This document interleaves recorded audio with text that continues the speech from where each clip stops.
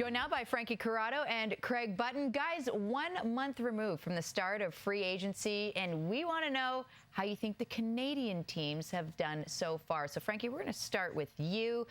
Rank the Canadian teams off season so far from best to worst. Okay, well, we have to preface this first by saying that it is halfway through the offseason, and just because you've been very busy doesn't mean you've had a great offseason, and there's lots of time to go. You can think you had a great offseason, and when your season starts, you're not playing very well, so it doesn't really matter. But at the top of the list for me is the Ottawa Senators. They found a way to turn Alex DeBrincat into Kubalik and Tarasenko. They have a top 9 player, a player who can replace DeBrincat's goals, not to mention they got Jonas Korpisalo in net, who can and needs to be a number 1 goaltender for them. Number 2, the Toronto Maple Leafs.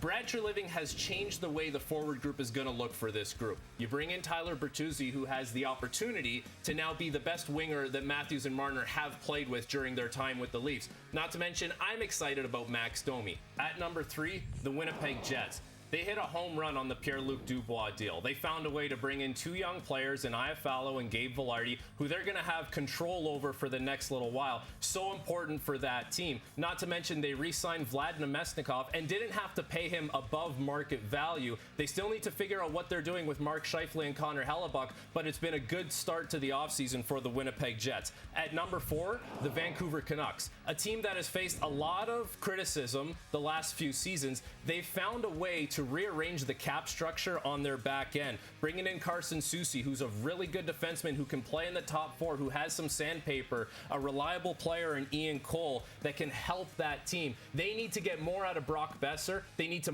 get more out of Connor Garland. Number 5, the Edmonton Oilers.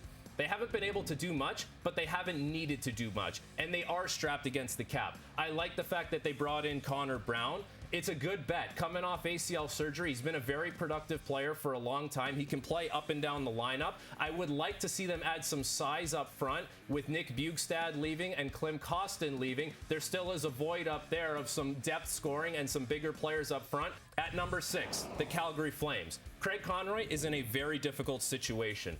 He found a way to turn Tyler Toffoli into Igor Serengovich, a player who he has term and control with, a player who can be very good off the rush, has good wheels, can score goals. So I like that move, but they don't have a lot of options as far as what they can do right now. They need to find a way to sign Elias Lindholm. That's dragging on. And as far as other players like Michael Backlund and Noah Hannafin, what are you going to do there? What's the decision going to be? And at number 7, the Montreal Canadiens. The only thing that I would have liked to see the Montreal Canadiens do better in this offseason is add some kind of mentorship player up front. There's a lot of young players, and there were times throughout last season where games got away from them. I want them to stay in the fight more often than not, be a very competitive team. Now, this is not to say that the Montreal Canadiens have had a bad offseason. They don't need to do much. They're not expected to be a playoff team next year. But this is where the Canadian teams are at, for better or for worse. Some teams have been more active, some teams have been less active, and it is always difficult to make moves with the salary cap being the way it is. Absolutely, and I can't wait for this. Craig, do you agree with Frankie's list? 100%. I have no arguments. I have no debates. I think we'll just carry on right then and there like that.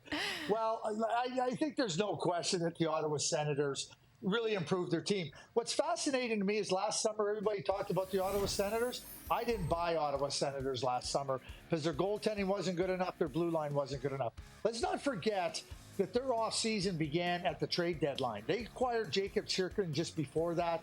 They now have Travis Hamonic in a bottom pair role. The blue line's better. The goaltending's better. To your point, Frankie, getting something for DeBrincat and Tarasenko and Kubalik are really significant. A healthy Josh Norris. I would say in the Atlantic Division, watch out for Ottawa. They're serious, and they've taken real strides forward. We know what the Toronto Maple Leafs needed to do. Brad Treliving came in here to change things. And it's great. He went and changed things. I don't think they're better. I don't think they're better positioned when it really matters come playoff time. Now, to your point, Frankie, they can have time to go and try to improve the blue line. I'm not buying anything playoff Maple Leafs wise. They're going to be a good regular season team, but that's what they've been for the last 5-6 years. And nothing's going to change. But guess what? Until they change that blue line and they get harder and heavier and bigger, nothing's going to change in the playoffs either. The Edmonton Oilers, they got beat on the third and fourth lines by the Vegas Golden Knights. They haven't improved. They haven't improved. The LA Kings are an improved team. The Vegas Golden Knights are a good team in the Pacific Division. And I think that that still poses big problems for the Edmonton Oilers. I don't see them as a team now that's any better than they were last year. Well, gentlemen, there's still lots to do this summer, and it's already less than 2 months until the puck is dropped on the NHL's preseason. As always, thank you for your insight.